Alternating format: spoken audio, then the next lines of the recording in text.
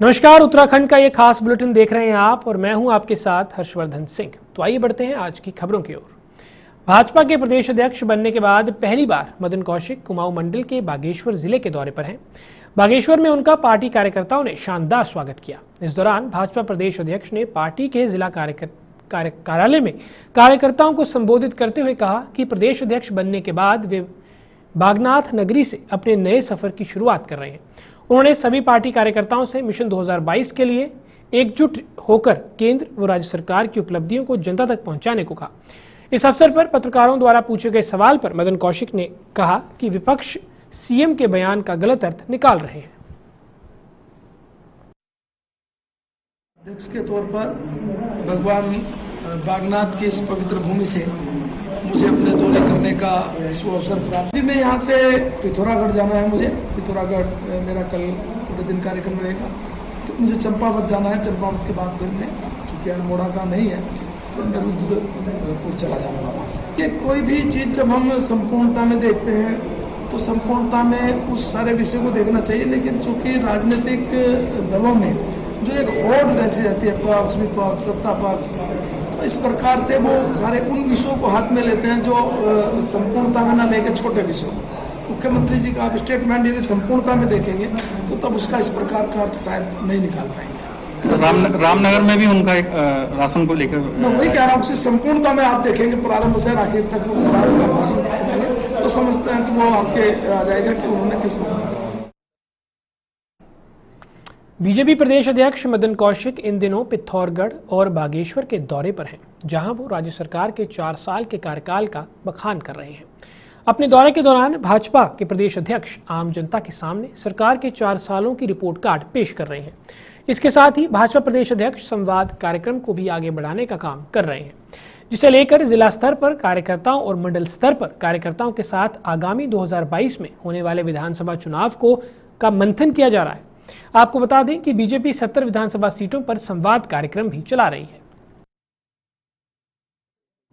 देखिए, 2 दिवसीय दौरा माननीय प्रदेश अध्यक्ष जी का उत्तराखंड में है। हमारे प्रदेश अध्यक्ष जी कौशिक जी जो हैं बागेश्वर और पिथौरागढ़ के 2 दिवसीय जनपद दौरों में हैं और कार्यकर्ता से संवाद कार्यक्रम जो प्रदेश अध्यक्ष जी चला रहे थे, 70 की 70 विधानसभाओं में कार्यकर्ताओं से संवाद का कार्यक्रम था और मदन कौशिक जी उस पर कार्यक्रम को आगे बढ़ाते हुए प्रदेश अध्यक्ष जी का दौरा है। निश्चित रूप से बूथ के अध्यक्षों से, मंडल के अध्यक्षों से, वहाँ के जिले के पदाधिकारियों से और जो वहाँ के जो प्रबुद्ध नागरिक हैं उन सब लोगों के बीच बैठने वाले हैं।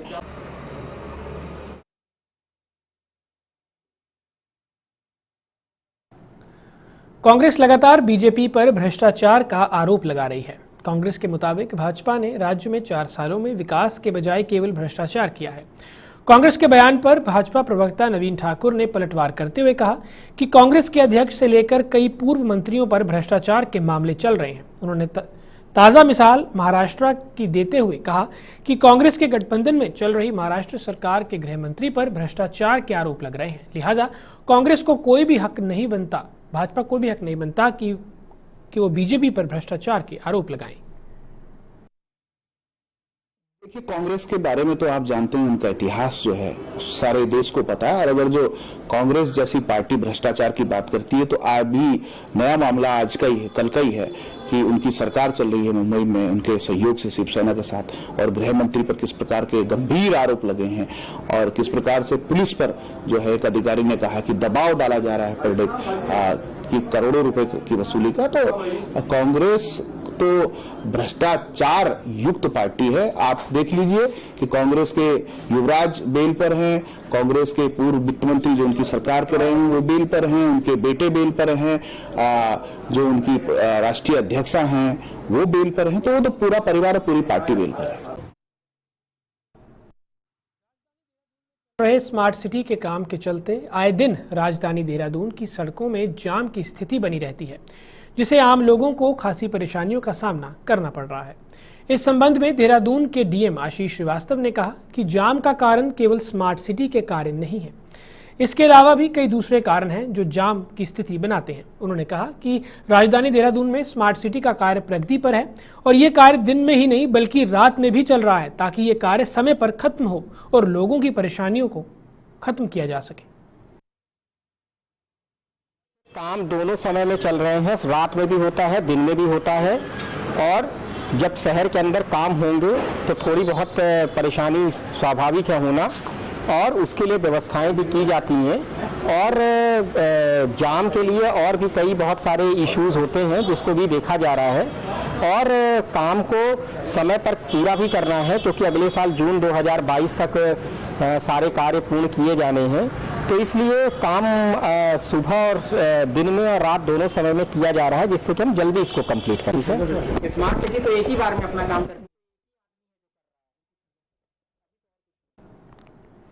देश के कई हिस्सों में बढ़ते कोरोना के मामलों के बाद उत्तराखंड सरकार अलर्ट दिख रही है।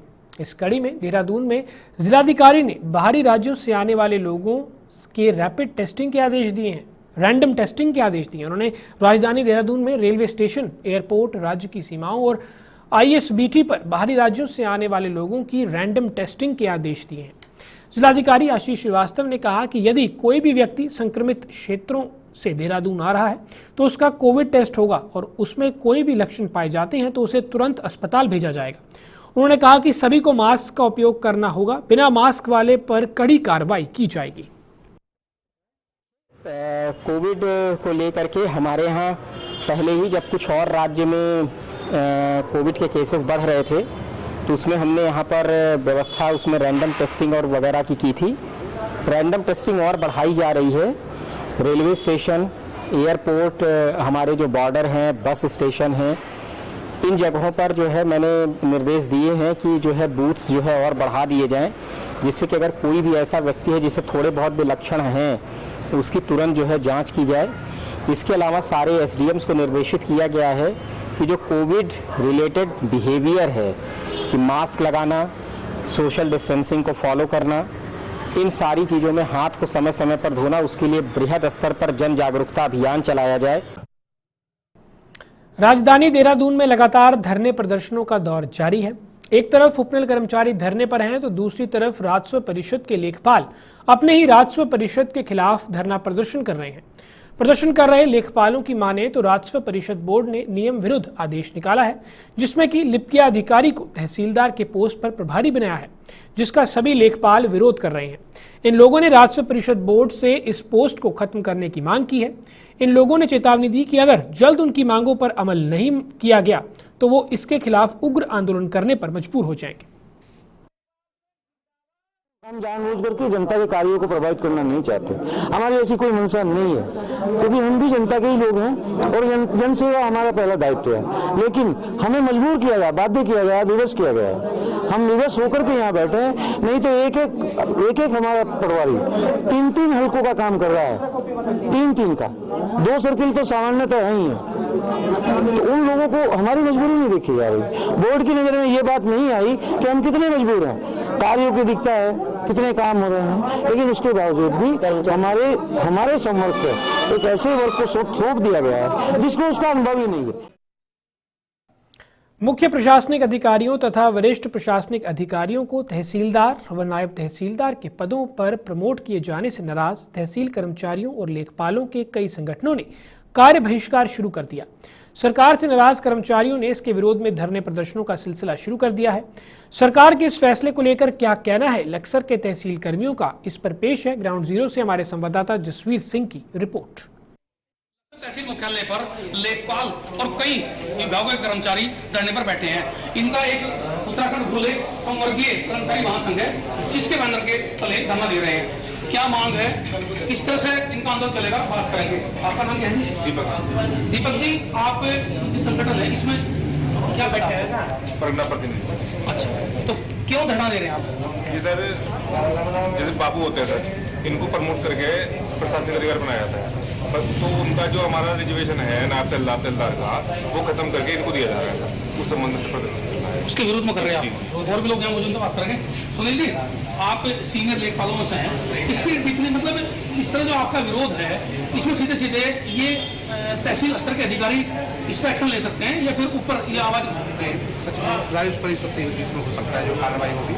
इसमें क्या कर रहा है कि जो प्रशासनिक अधिकारी हैं उनको हमारे नायब तहसीलदार और तहसीलदार पद पर प्रमोट किया जा रहा है, जो उनको यही नहीं जा सकता क्योंकि ये एक ट्रेनिंग की प्रक्रिया है जिसके तहत ये हो सकता है। इनको कुछ ट्रेनिंग देते हैं, सीधा सीधा बता दिया इससे ना हमारे जो पद है वो हमारे कम होते चले जा रहे हैं, हमारा जो हक है वो मरता चला जा रहा है, सब मरता चला जाएगा। आपका नाम क्या है? मेरा नाम विकास है। विकास भाई, आप इस धरने पर मौजूद हैं और इसमें सहयोग कर रहे हैं, क्या कहेंगे? यदि मांग आपकी जल्दी नहीं मानी जाती, वो 2 दिन हो गए हैं, लोग परेशान हैं, तो किस तरह से लगा रहे हैं? ये जो हमारा महासंवर्गीय है बुले, इसका प्रांतीय आह्वान हुआ था, उसमें 2 दिन का सांकेतिक हमने कार्य बहिष्कार का निर्णय लिया था। और इसमें ये भी है कि अगर हमारी 31 तारीख तक मांगे नहीं मानी जाती हैं, यानी कि जो हमारी मांग है कि मुख्य प्रशासनिक अधिकारी और वरिष्ठ प्रशासनिक अधिकारी जिनको तहसीलदार और नायब तहसीलदार की अनुपस्थिति में सरकारी कार्य करने के लिए अधिकृत किया गया है राजस्व परिषद के आदेश के तहत, वो आदेश निरस्त होना चाहिए क्योंकि वो तर्कहीन है। और ऐसे में अगर 31 तारीख तक वो नहीं होता है तो 1 तारीख से अनिश्चितकालीन कलमबंद हड़ताल होगी। तो आपने सुना, इन्होंने साफ तौर पर बताया है कि जिस तरह की व्यवस्था प्रशासन स्तर पर की जा रही है वो कहीं ना कहीं इनके यानी कि इनका जो संगठन है, इनके जो जितने भी ये लोग कर्मचारी यहाँ हैं, उनके हितों पर कुठाराघात है। तो साफ तौर पर ये कह रहे हैं कि इस व्यवस्था को तुरंत बंद कर पुरानी व्यवस्था बहाल की जाए, यानी कि प्रमोशन की जो प्रक्रिया है उस पर इन्हें ऐतराज है।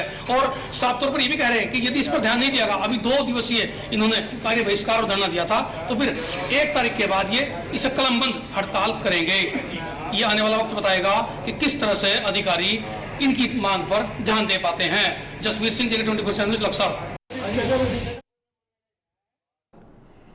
प्रतिवर्ष 24 मार्च को विश्व टीबी दिवस के रूप में मनाया जाता है, जिसके तहत राजधानी देहरादून में 19 मार्च से लगातार समाज को जागरूक करने के उद्देश्य से जिला क्षय रोग विभाग द्वारा अलग अलग तरह से कार्यक्रम किए जा रहे हैं। इसी कड़ी में पत्रकारों के साथ टीबी रोग से संबंधित जानकारी साझा करने के उद्देश्य से संवेदीकरण कार्यशाला का आयोजन किया गया, जिसमें प्रदेश के प्रसिद्ध लोक गायक प्रीतम भरतवाण ने भी हिस्सा लिया। इस कार्यशाला में क्षय रोग से देश को मुक्त करने के उद्देश्य से की जा रही विभिन्न गतिविधियों के संबंध में जिला क्षय रोग अधिकारी ने विद्युत जानकारी दी। उन्होंने कहा कि देहरादून जनपद में दिए गए टारगेट के अनुसार विभाग ने 98% तक पूरा कर लिया है। भविष्य में 100% तक करने का लक्ष्य है। आदरणीय श्री प्रीतम भरतवाण जी, जो कि लोक गायक हैं और स्थानीय व्यक्ति हैं, तो उनको भी हमने आज अनुरोध किया था कि वो अगर स्वीकार करेंगे, हमारा ब्रांड एम्बेसडर बनेंगे, उसमें हम भी कार्रवाई करेंगे और उनके माध्यम से कुछ लोक गीत और इस प्रकार के हम जो है थोड़े से स्लोगन लेंगे, जिनको विभिन्न माध्यमों से हम जो है जनता में जागरूकता के लिए, क्योंकि सबसे जो टीबी के साथ जो कमी अभी तक रही है कि लोग उसको प्रति भागते हैं। सितारगंज में शिक्षा क्षेत्र को बढ़ावा देते हुए विधायक सौरभ बहुगुणा द्वारा लगभग 92.25 लाख की लागत से तैयार हाईटेक लाइब्रेरी का निर्माण कराया जा रहा है, जिसमें लगभग 68 लाख रुपए लाइब्रेरी की बिल्डिंग पर खर्च किया गया है, जबकि अन्य राशि किताबों और फर्नीचर पर खर्च की गई। इस अवसर पर विधायक सौरभ बहुगुणा ने कहा कि सितारगंज के लोगों को सरकार ने होली से पहले ये सौगात दी है। उन्होंने कहा कि इस लाइब्रेरी को राजकीय इंटर कॉलेज सितारगंज के सुपुर्द किया गया है और कॉलेज के छात्रों को इसका बहुत लाभ मिलेगा। पहले हमारी एक और सौगात सितारगंज क्षेत्र को है 90.5 लाख रुपए का एक लाइब्रेरी, हाईटेक लाइब्रेरी सितारगंज में बनवाई गई है। इसमें से 68 लाख रुपए बिल्डिंग के लिए है, बाकी का शेष पैसा जो है वो फर्नीचर और किताबों के लिए आएगा। ये बिल्डिंग हैंड ओवर करी जाएगी और इंटर कॉलेज की फिर आगे देखरेख इंटर कॉलेज की रहेगी। यहाँ पर क्षेत्र की जनता को मैं ये कहना चाहता हूँ कि अगर हम क्षेत्र के युवाओं को शिक्षित नहीं कर सकते। टिकमपुर गांव की महिला ने लक्सर के निरंजनपुर गांव निवासी अपने प्रेमी पर शादी का झांसा देकर उसकी भावनाओं से खिलवाड़ व शारीरिक शोषण करने का आरोप लगाया है।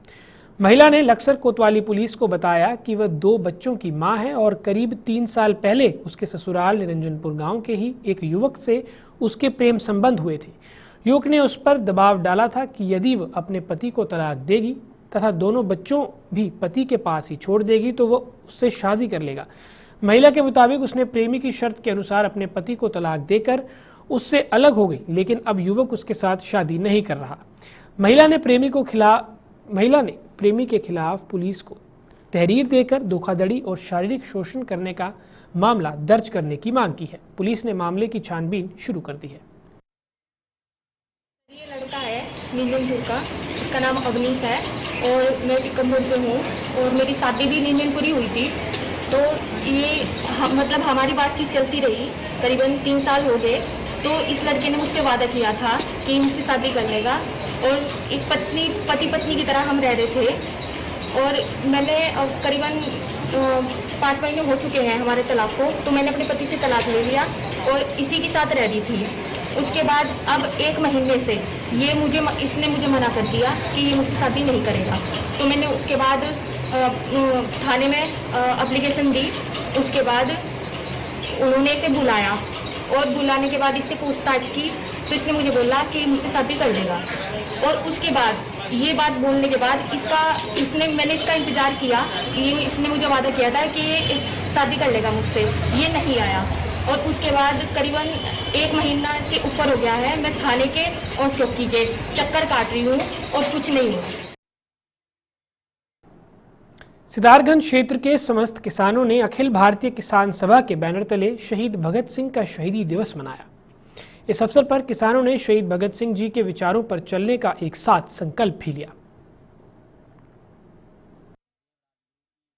शहीदी दिवस जो किसानों की तरफ से सारे देश में मनाया जा रहा है, गाजीपुर बॉर्डर पर भी उसी के विषय में हम आगे बढ़ाते हुए उसी कार्यक्रम को हम सिद्धार्थगंज में आज सभी एकत्रित हुए हैं और सभी किसान और व्यापार मंडल के लोग और सभी युवा लोग मिलकर इस भगत सिंह की दी हुई प्रेरणा को आगे किस तरीके से हमने उनकी विरासत को बढ़ाना है। शहीद आजम भगत सिंह, राजगुरु और सुखदेव को उनके 91वें बलिदान दिवस पर डोईवाला में कार्यक्रमों का आयोजन किया गया। शहीद भगत सिंह चौक, चांदमारी और डोईवाला नगर चौक पर आयोजित इन कार्यक्रमों में लोगों ने शहीद भगत सिंह और उनके साथियों को श्रद्धांजलि दी। इस अवसर पर नगर पालिका अध्यक्ष सागर मनवाल ने क्षेत्र में शहीद भगत सिंह का स्मारक बनाने की भी घोषणा की। भगत सिंह जी को श्रद्धा सुमन अर्पित करने के लिए पहुंचे हैं। मैं तहे दिल से धन्यवाद करता हूं, नमन करता हूं सरदार भगत सिंह जी को, उनके परिवार को, जिन्होंने देश के लिए अपनी आहुति दी। मैंने अभी यही कहा कि जहां पर आप बताओगे हम एक स्मारक बना देंगे, इनकी बहुत अच्छी बढ़िया मूर्ति और एक आगे बोर्ड लगवा देंगे शहीद भगत सिंह स्मारक मार्ग।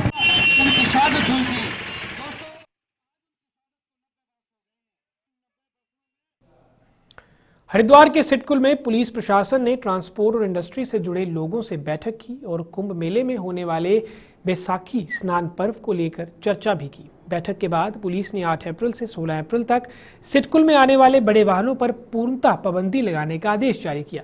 एसपी सिटी कमलेश उपाध्यक्ष ने बताया कि आज बैठक में सभी ट्रांसपोर्ट कंपनी व सिडकुल इंडस्ट्री को आमंत्रित किया गया था और उनसे अपने महाकुंभ पर होने वाले स्नान को लेकर रूट मैप पर चर्चा भी की गई। वो सभी से सुझाव मांगे गए। उन सुझावों को देखकर आगे की रणनीति बनाई जाएगी। आज सिडकुल थाना क्षेत्र में सिडकुल एसोसिएशन जो मैन्युफैक्चरिंग एसोसिएशन है उनके पदाधिकारियों के साथ और साथ में जो वहाँ पे जो ट्रक यूनियन है उनके अध्यक्ष लोग जो भी थे उनके साथ एक मीटिंग की गई है। बेसिकली मीटिंग का जो पर्पस था वो कुंभ स्नान का है। जो अवधि रहेगी उसमें हैवी व्हीकल्स को हम कहाँ पे तक अलाउ करेंगे और कितने दिनों का है, उसमें उनके विस्तृत उसमें विचार विमर्श किया गया, जिसमें उनके सुझाव या वो क्या एक्सपेक्ट कर रहे हैं पुलिस प्रशासन से वो भी लिए गए। तो उसमें कई लोगों ने अपने सुझाव दिए हैं, उस पर विचार विमर्श और काफ़ी बड़ी व्यवस्थाएं पुलिस डिपार्टमेंट द्वारा की गई है। और लेकिन चूंकि ये बहुत बड़ा आयोजन है, पूरी दुनिया में सबसे बड़े आयोजनों में से एक है, तो निश्चित रूप से कुछ असुविधा इंडस्ट्रीज़ को होने वाली है। हमारा जो रॉ मटेरियल और फिनिश गुड्स का मूवमेंट है इस दौरान नहीं रहेगा और किस तरह से हम इंडस्ट्रीज़ को मिनिमम रूप से चला सकते हैं और क्या इसमें पुलिस प्रशासन हमें सहयोग कर सकता है, उसके बारे में क्या डाइवर्शन प्लान रहेंगे और इंडस्ट्रीज़ के उस बारे में क्या सजेशन है, इसके बारे में आज ये बैठक की गई है। कंटिन्यू चलान है उसके बारे में एक ट्रैफिक प्लान दिया गया है कि 8 तारीख से लेकर 16 तारीख तक हाईवे पे भारी वाहन पूर्णतः बंद रखे जाएंगे। तो जो लोकल वाहन की ये है कि जो सिडकुल के अंदर जो लोकल गाड़ियाँ चल रही है उसका लगभग 25 से 30% वाहनों के लोकल जो इमरजेंसी है मेडिसिन की गाड़ियाँ हैं उनको पास दिया जाएगा। वो गाड़ी राजधानी देहरादून में अवैध निर्माण के मामले लगातार सामने आ रहे हैं। ऐसा ही एक मामला राजधानी देहरादून में देखने को मिला, जहां पर एक पार्क पर कुछ लोग अवैध कब्जा कर निर्माण कर रहे थे। इस दौरान स्थानीय पार्षद अमित सिंह अपने समर्थकों के साथ वहां पहुंचे और उन्होंने इस अवैध निर्माण कार्य को रुकवाया। इस दौरान अवैध निर्माण करने वालों के साथ उनकी कहासुनी भी हुई। स्थानीय पार्षद के अनुसार 19 साल से यहां पर पार्क बना हुआ है, जिस पर अचानक कुछ युवा आकर अवैध निर्माण कार्य कर रहे थे, जिन्हें जब रोका गया तो इन युवाओं ने उन्हें धमकाने का भी प्रयास किया। वहीं पार्क में निर्माण कर रहे युवाओं के अनुसार ये जमीन उनकी है, जिस पर नगर निगम ने जबरदस्ती पार्क बनाया और कोर्ट में 6 वर्षों से मामला चलने के बाद कोर्ट ने उनके पक्ष में फैसला किया है। जो है रानी थी कोई, उनका जो है ये प्लॉट सारे डेवलप करे और उन्होंने ये पार्क के लिए जगह छोड़ी थी। सबकी नक्शे में भी आज की डेट में ये वाली जमीन जो है पार्क की तरह, और 1986 का जिस समय ये नक्शा पास हुआ उसमें भी जो है इस जगह को पार्क दिखाया गया। तो जब मैं 2003 में पहली बार पार्षद बनी और इस वार्ड से जीती मैं, तो उससे पहले यहाँ पर पार्क बना हुआ था। सोसाइटी वालों ने अपने प्रयास से यहाँ झूले वगैरह लगा रखे थे। अभी पिछले दिनों में 3-4 लड़के और एक लेडी कोई उनके साथ रेगुलर आने लगे। धीरे धीरे उन्होंने आकर के ये पेड़ उखाड़ने शुरू करे। फिर जो है ये हमारा फुटपाथ तोड़ना शुरू करा और पता चला, आसपास वालों ने बोला कि यहाँ तो कोई जो है रोज रोज कोई डेवलपर ये बिल्डर आ रहे हैं बड़े बड़े और धमकियां भी दे रहे हैं यहाँ पर बुजुर्ग आदमियों को आकर के कि हम तुम्हें देख लेंगे, हम तुम्हें देख लेंगे। और आप देख रहे हैं मेरे सामने भी अब ये जो छोटे छोटे लड़के हैं मुझे भी धमकी दे के गए हैं कि तुम्हें हम देख लेंगे। बिल्कुल खुलेआम चल रहा है ये यहाँ पर। और लेकिन मैं इन धमकियों से बहुत ज्यादा डरने वाली नहीं हूँ। एक दिन हम आए यहाँ पर, हमने देखा कि यहाँ पर नगर निगम का बोर्ड लगा हुआ है और यहाँ पर बुलडोजर चल रहे हैं और ये पूरा कुछ काम हो रहा है। तो हम हैरान हो गए, हमें बोला हमारे जमीन पे ये नगर निगम का बोर्ड कैसे लग गया और ये कैसे काम चल रहे हैं। तो हमने फिर कोर्ट केस करा जी और हम कोर्ट केस जीत गए। और जब हम कोर्ट केस जीत गए उसके बाद हम आए यहाँ पर अमीन के साथ और हमने अपना जमीन का पोजेशन लिया। और उस टाइम कोई नहीं आया, कुछ नहीं बोला। और हमने जब पोजेशन लिया तो उसके बाद हमें बोला गया कि हम यहाँ पर ताला लगाइए, सील लगाइए और न्यूज़पेपर के साथ फोटो लीजिए जो हमें दिखाता है कि हमने पोजेशन अब ले ली है अपनी जमीन की। जैसे जैसे गर्मी का मौसम शुरू हो रहा है वैसे वैसे डोईवाला क्षेत्र में पानी की समस्या भी बढ़ने लगी है। डोईवाला के धर्मचुक गांव में पिछले कई महीनों से पानी की समस्या से लोग परेशान हैं, जबकि गत वर्ष 3 करोड़ की लागत से ट्यूबवेल व पानी के टैंक का निर्माण कराया गया था। लेकिन जल संस्थान के अधिकारियों की लापरवाही के चलते लोगों को पर्याप्त मात्रा में पानी नहीं मिल पा रहा है। पानी की समस्या से परेशान लोग कई बार जल संस्थान के अधिकारियों से समस्या के निदान की गुहार लगा चुके हैं, लेकिन अभी तक उनकी समस्या का समाधान नहीं हो पाया है। काफ़ी समय से लगा लो एक वर्ष से जो है पानी की समस्या हो रही है, जो कि यहाँ 50 मीटर पे अभी जो है एक 6 महीने पहले टंकी का हुआ ट्यूबवेल भी है, 50 मीटर पे टंकी है और 100 मीटर पे ट्यूबवेल है। यहाँ पानी नहीं मिल पा रहा है, बूंद बूंद पानी मिल पा रहा है। पानी की इतनी समस्या है कि लोग जो है टैंकरों से हैंडपंपों से पानी भरोगे अपनी डंगरों को अपनी व्यवस्था करें पानी की। ये जो है कई बार विभाग को भी अवगत करा दिया है कि पानी की वो समस्या है, मगर जो है कोई कार्रवाई कोई सुनवाई नहीं हो पा रही हमारी। समस्या है पानी की, पानी तो मिल ही नहीं पा रहा। इतने काम होते हैं महिला के, क्या करें, नहाना धोना भी है, बच्चों को भी डंगरों को भी सबको देखना है, पर पानी तो है ही नहीं है। हैंडपंप से ला रहे।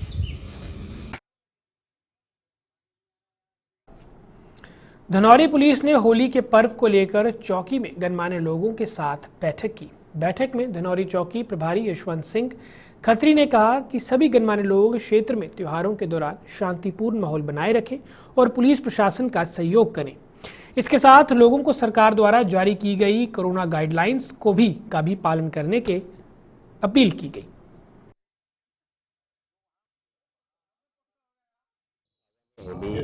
का पर्व है, उसको लेकर धनौरी चौकी क्षेत्र के अंतर्गत सभी गांव के सम्मानित व्यक्ति, ग्राम प्रधान और सभी धर्म के लोगों को बुलाया गया था ताकि होली पे शांति व्यवस्था कायम रख सकें। और दूसरी जो कोरोना को दृष्टिगत ये लॉकडाउन जो चल रहा है कोरोना का, उसके नियमों का पालन किया जाए। फिलहाल के लिए इतना ही, मुझे दीजिए इजाजत। नमस्कार। खबरों से अपडेट रहने के लिए चैनल सब्सक्राइब कीजिए, साथ ही बेल आइकन जरूर दबाएं।